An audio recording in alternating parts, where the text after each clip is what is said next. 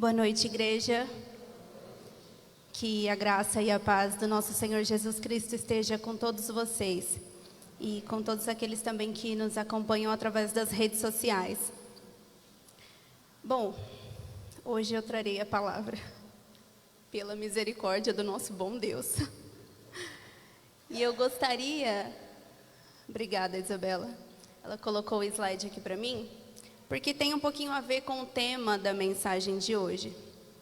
Eu sou uma pessoa que eu gosto muito de receber cartas, apesar de não fazer mais parte, né, da nossa época, não ser tão forte, mas eu gosto muito de cartas, de recadinhos, de bilhetinhos. E se você me der qualquer presente, talvez um dia vai perder, enfim, mas se vier com um recadinho, eu vou fazer isso aqui, eu vou guardar tudo. E aqui eu tirei uma foto de todas as cartinhas que eu guardo, que eu tenho. E o que isso tem a ver com a mensagem de hoje? Tem a ver que o tema é a carta. E eu gostaria que você abrisse a sua Bíblia comigo, na segunda carta aos Coríntios, no capítulo 2.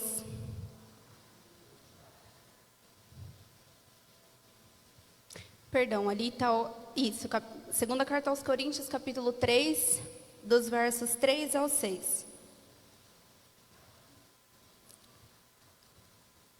Inclusive, eu gostaria de fazer um pedido, se for possível, que você mantenha a sua Bíblia aberta durante a mensagem.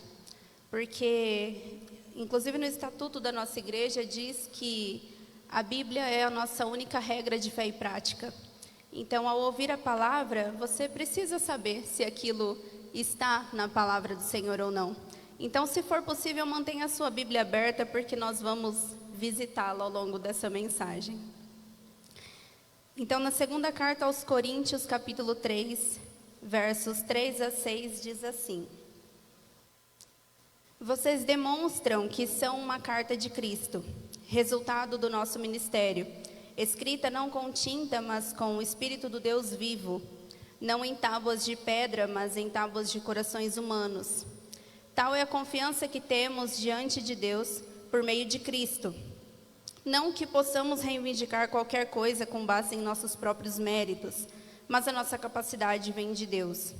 Ele nos capacitou para sermos ministros de uma nova aliança, não da letra, mas do Espírito, pois a letra mata, mas o Espírito vivifica. Gostaria de chamar a atenção para o versículo 3 que diz: Vocês demonstram que são uma carta de Cristo, resultado do nosso ministério, escrita não com tinta, mas com o Espírito do Deus vivo, não em tábuas de pedra, mas em tábuas de corações humanos. Bem, o texto bíblico diz que nós somos a carta de Cristo. Então, para que essa mensagem fique um pouco mais clara, nós vamos pensar numa carta mesmo. O que a gente tem que fazer quando quer enviar uma carta para alguém? Pelo menos precisa ter 3 coisas para a gente conseguir enviar essa mensagem. A gente precisa do remetente, que é aquele que envia a carta. Nós precisamos do destinatário, que é aquele quem vai receber a carta. E nós precisamos do corpo, da mensagem que vai estar nessa carta. O conteúdo. E esse conteúdo, ele é escrito pelo remetente. Então, a carta, ela é apenas um meio para que a mensagem do remetente para que a mensagem do destinatário, seja enviada ao remetente. Se faltar alguma dessas informações, vai prejudicar, a mensagem será comprometida. Uma vez, dando aulas, na semana de provas, um aluno me mandou uma mensagem: Professora, eu gostaria de saber o conteúdo da prova. Ele mandou a mensagem no WhatsApp. Eu não tinha o contato salvo daquele aluno, então aparecia só o número. O aluno não se identificou. E eu pensei: Jesus, quem é? Olhei a foto, não era a foto da pessoa, era a foto de um personagem que ele gostava. Então ele falou: eu gostaria de saber o conteúdo. E eu falei: eu gostaria de saber quem é você. Porque se faltar uma dessas informações, a mensagem fica comprometida. E para entender o papel de cada um no contexto bíblico, então nós somos a carta. Nós quem? Nós que conhecemos a Cristo. A carta, essa mensagem de Coríntios foi escrita para a igreja e ela se estende para a igreja hoje, que somos nós. Cristo é o remetente. Isso está no versículo 3, porque diz: vocês são a carta de Cristo. E se ele é o remetente, é ele quem envia a mensagem é dele. E quem é o destinatário, então? O destinatário são as pessoas que não conhecem a Cristo. É para elas que nós devemos levar a mensagem da salvação. O nosso papel, então, como igreja, é sermos a ponte entre o Senhor e aqueles que não o conhecem. Mas perceba que esse papel, ele não é opcional. Paulo, ele não diz assim: os crentes que se sentirem à vontade serão a carta de Cristo. Também não está escrito que os pastores e os presbíteros são a carta de Cristo. Essa mensagem é para a igreja. Assim como na grande comissão, lá em Mateus 28, dos versos 18 ao 20, Jesus não disse que os discípulos que ficarem à vontade, que quiserem, vão e façam discípulos de todas as nações. Ele também não deu a opção de que quem tiver um tempinho na agenda lotada, vá e faça discípulos. A mensagem foi para todo mundo. Ele deixou uma ordem para os crentes e Paulo está afirmando que nós, Igreja de Cristo, somos, sem exceção, a sua carta. E talvez você possa pensar: mas como é que eu vou fazer isso? É uma responsabilidade muito grande. E de fato é. Então a primeira coisa, 3 coisas que eu gostaria de deixar para a gente lembrar. A primeira é que a nossa função é levar a mensagem. Nós devemos então ser essa ponte para que as pessoas conheçam a Cristo. O papel da carta é ser um meio para que a mensagem do seu remetente chegue ao seu destino. E o que isso quer dizer? Que a mensagem já está pronta. Nós devemos apenas transmiti-la para esse mundo. E a mensagem que eu levo, é importante dizer, que não é aquilo que eu acho, não é aquilo que eu penso, não é aquilo que me agrada ou que eu gosto, porque todas essas coisas mudam. Se você parar para pensar, nós somos de um jeito hoje, amanhã a nossa opinião muda. Eu tenho certeza que aquilo que você conquistou hoje, talvez há 10 anos era impensável. A roupa que você vestia há 10 anos, hoje você não veste mais, talvez.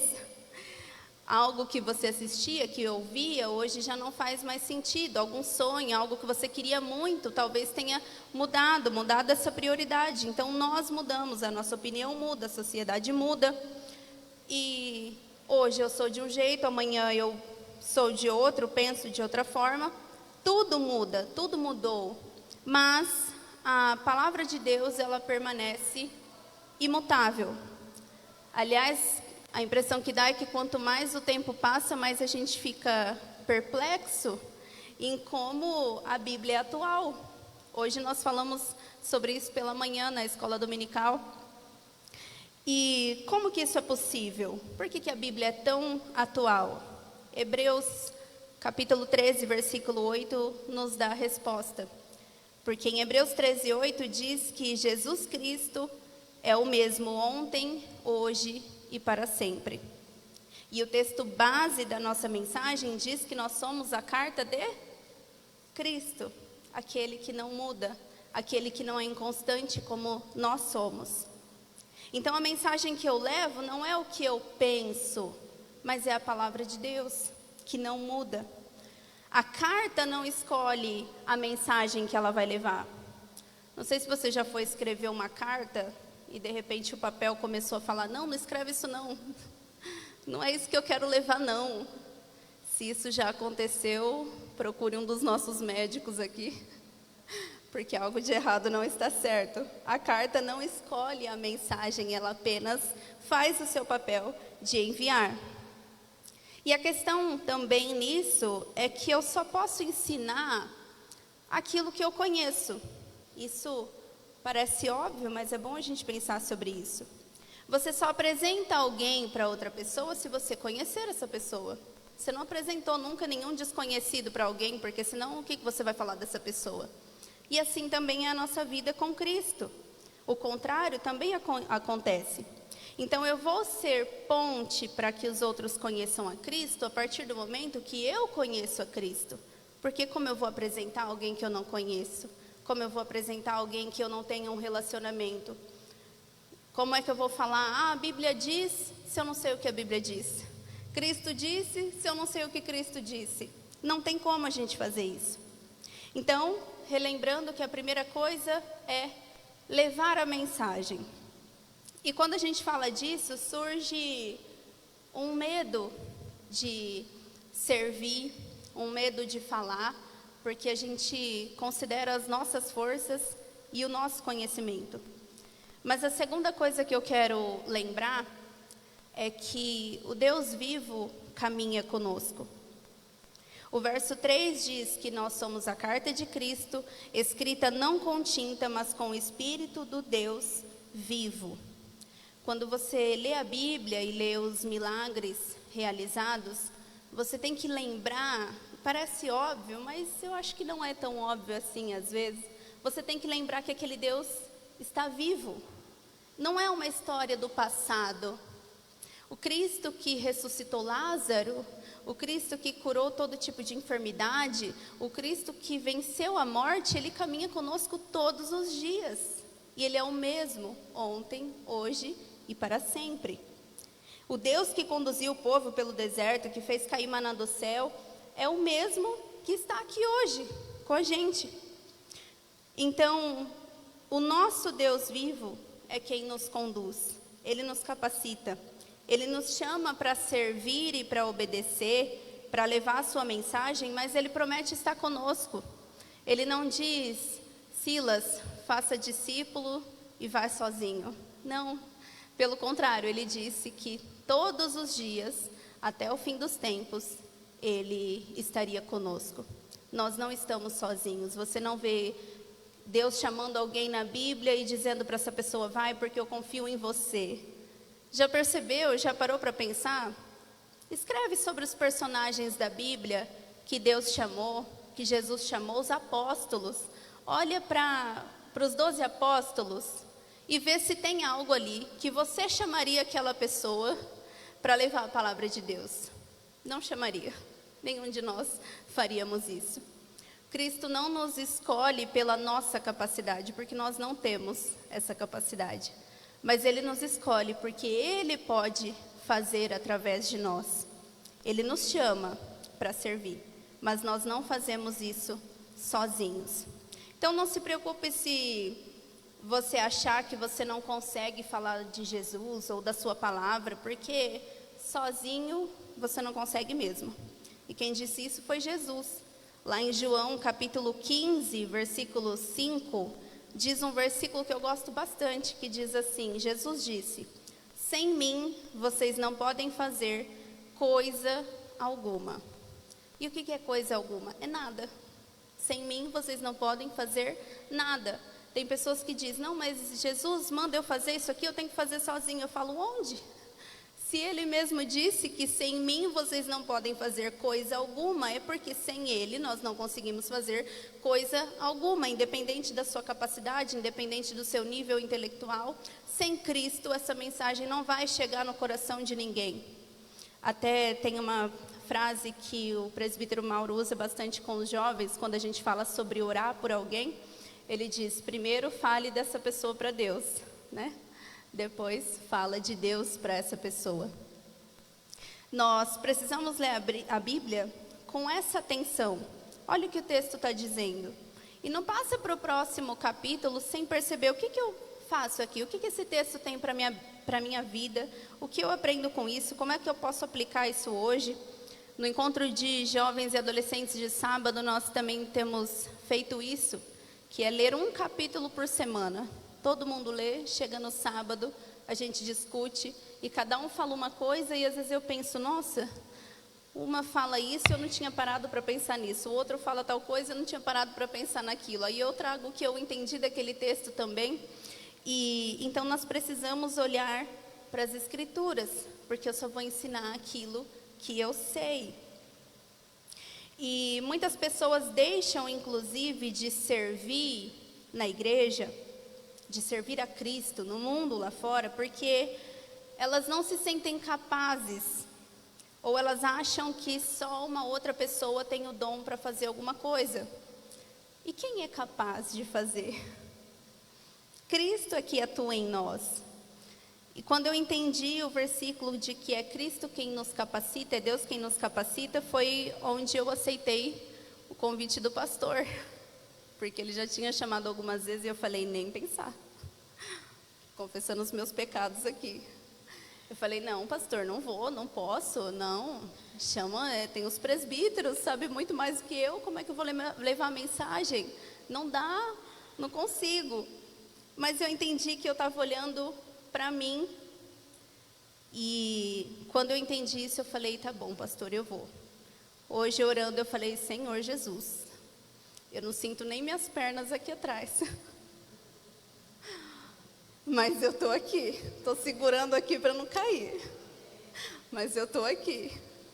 Falei, o Senhor é quem me capacita, se está na sua palavra, e eu creio nas palavras de Deus, é Ele quem vai usar a minha vida, não é por mim.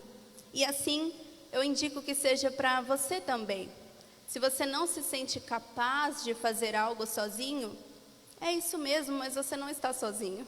Cristo prometeu estar conosco todos os dias até a consumação dos séculos. João Calvino certa vez disse que, em terceiro lugar, o Senhor então é quem nos capacita, e o versículo 5 diz isso. Não que possamos reivindicar qualquer coisa com base em nossos próprios méritos, mas nossa capacidade vem de Deus. Isso significa que você não é uma carta de Cristo porque você é bonzinho.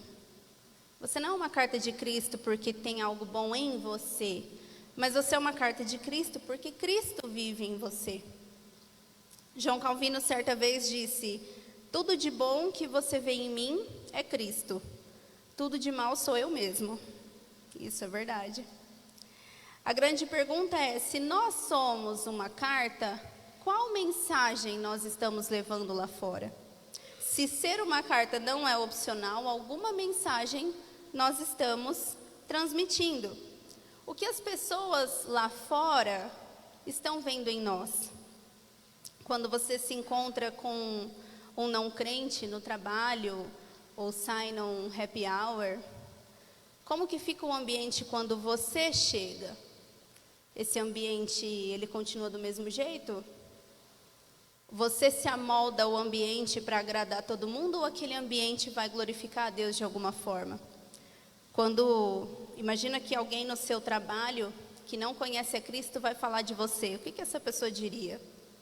Eu trabalho com um cristão, mas é igual todo mundo. Bata a hora, fala mal do patrão na hora do café, chega na segunda-feira já amaldiçoando o trabalho. Na faculdade, jovens, no curso técnico, o que as pessoas diriam? O que um amigo seu não crente diria? Eu estudo lá, fulano é crente, mas ele que me passa cola na prova, faz os trabalhos lá pela inteligência artificial, não muda nada não. E no seu relacionamento com o não crente, imagina isso, alguém perguntando, você é bem próxima, né, da pessoa, a pessoa é crente, e aí, como é que é? E imagina a pessoa dizendo, não muda nada não, de segunda a sábado está tudo liberado.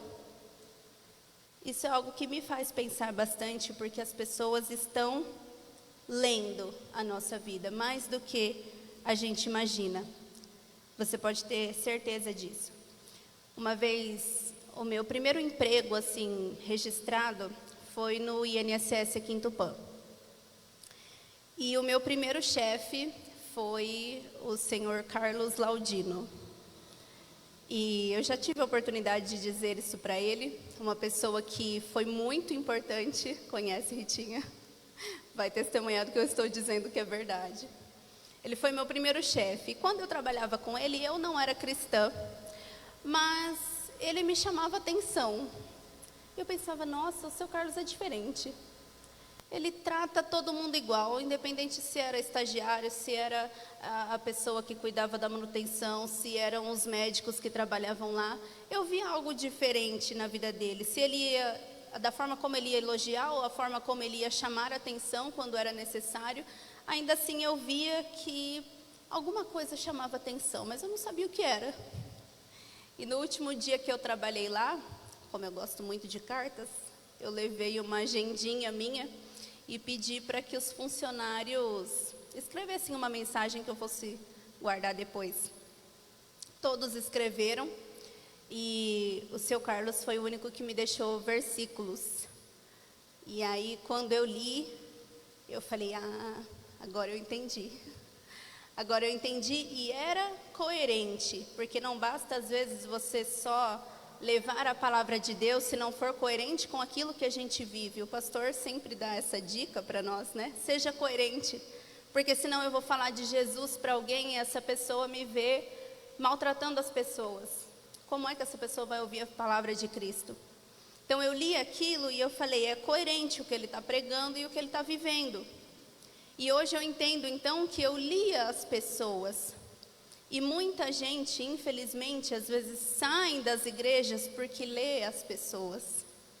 Saem da igreja porque é algo que um cristão fez. Ou algo que alguém que se diz cristão fez para aquela pessoa. Muitas pessoas saem da igreja por isso. Mas muitas também, graças a Deus, entram na igreja por conta de você. Então, que nós possamos ser sempre essa ponte entre Cristo e as pessoas que ainda não o conhecem. Qual mensagem, então, nós temos levado e por que eu devo me preocupar com isso? Outro dia eu vi uma frase no Instagram que me fez chorar pensando. E eu gostaria que você pensasse numa pessoa que você ama muito e não conhece a Cristo. Porque a frase dizia assim: esta terra é o único inferno que os cristãos irão conhecer, mas também é o único céu que os não crentes irão experimentar. Essa terra é o único inferno que os cristãos irão conhecer, mas também é o único céu, é o único paraíso que aqueles que não conhecem a Cristo irão experimentar. Nós temos duas cartas, a carta do mundo e a carta de Cristo. Na semana passada, por exemplo, a gente viu a diferença dessas duas cartas que eram entregues a todo mundo. Qual mensagem nós levamos?